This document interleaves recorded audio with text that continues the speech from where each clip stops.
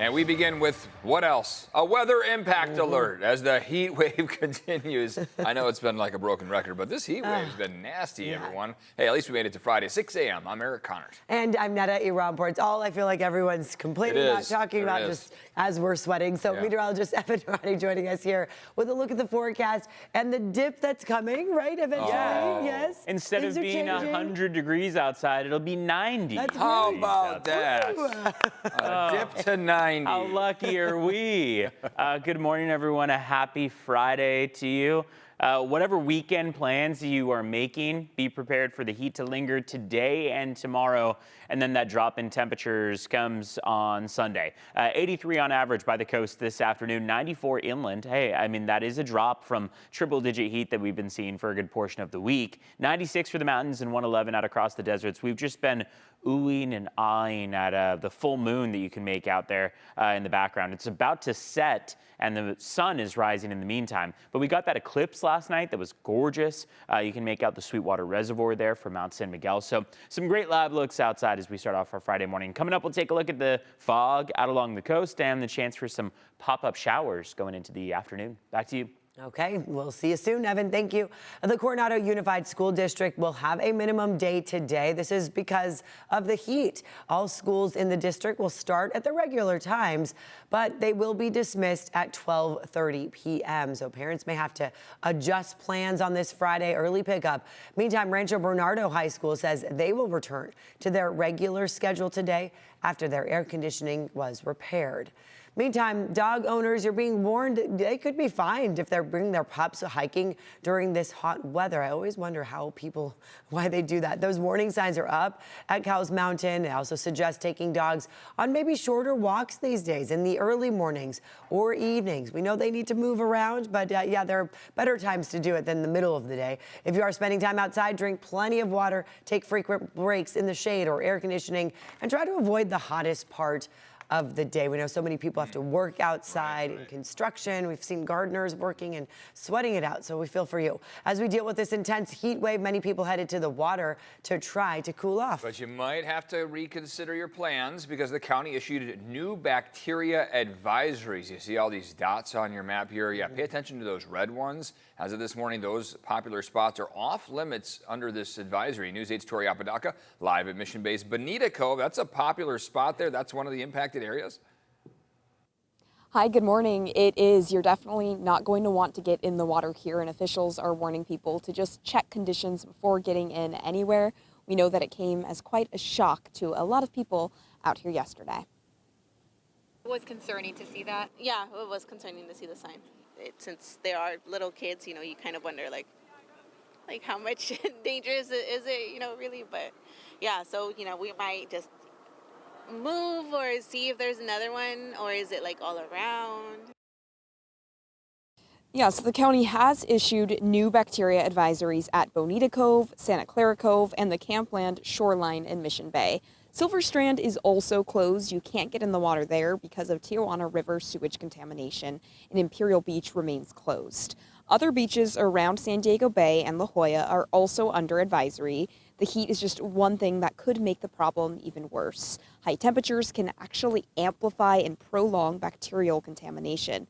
So you're going to want to be especially careful in the South Bay, as sewage can release hydrogen sulfide into the air.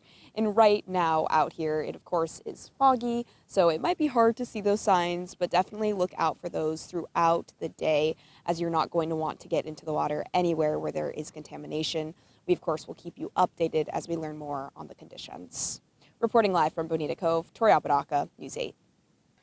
Tori, thank you. This morning, a bill that would make it easier for everyone in California to go solar is now on Governor Gavin Newsom's desk. News 8's Chris Groh joining us live here in studio to explain how this would work.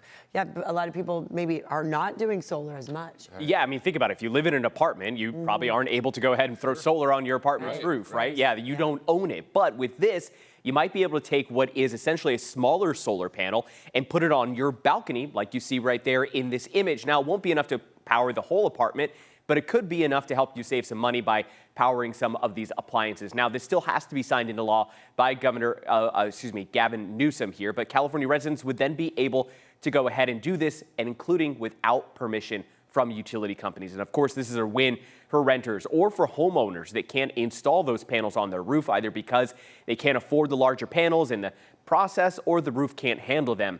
Currently, under state law, you have to register your solar panels with the local utility company.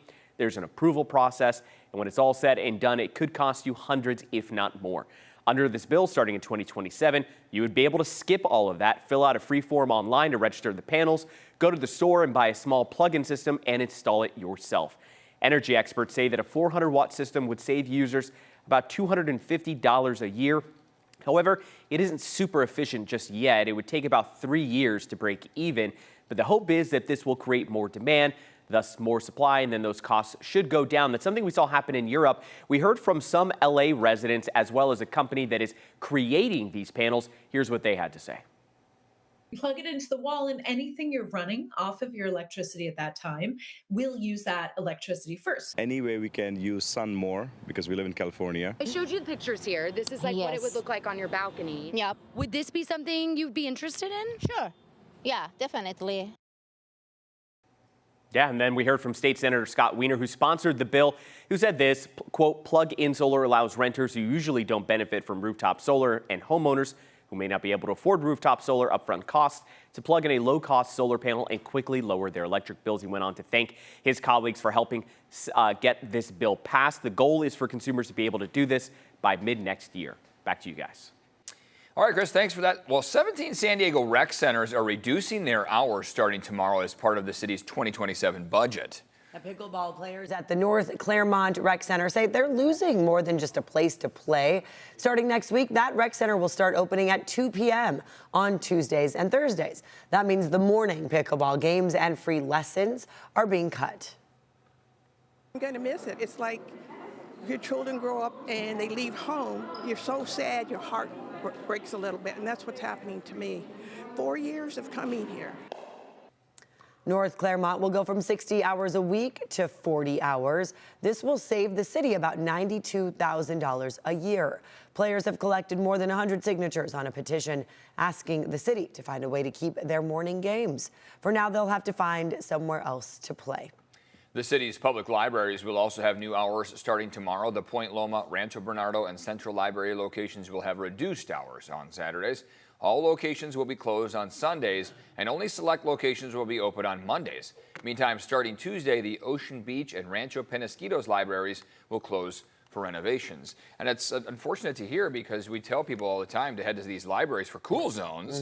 And when the hours are reduced, boy, we really need those spots, Make those free cool adjustments. zones. Yeah, go to the water parks instead. It's a limited number of places you can go. I've always said just walk directly into the ocean. That is what I recommend. Of course, check in with a lifeguard first, but boy, it seems like the only way you can catch some relief is by either being inside in the AC or being in the water, because any time that you're spending outside, and that is noted by the National Weather Service, anytime you're spending outside, you are susceptible to heat-related illnesses in the swath of triple-digit heat that we've been working with. Take a look at current visibility out there. This would normally be the time that we would catch some relief. It hasn't been the case. We've been breaking overnight low temperature records nearly every single day. We're at 5 miles of visibility at North Island, so Coronado. That was Hotel Del, so shows you how visibility is indeed reduced. 7 miles in downtown, not too much trouble as you move up the coast. Oceanside is also at 7 miles